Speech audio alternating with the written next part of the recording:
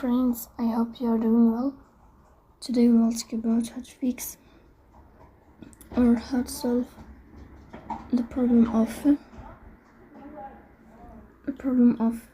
failed searching on the application of threads.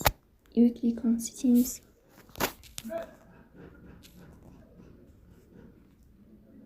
Here we go to apps, default apps, app settings.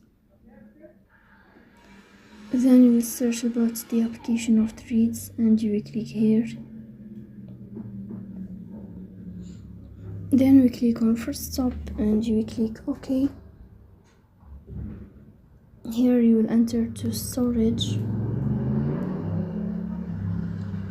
Then we click on clear cache. In the end you will turn off your phone and you will wait a moment to restart your phone again to fix that problem.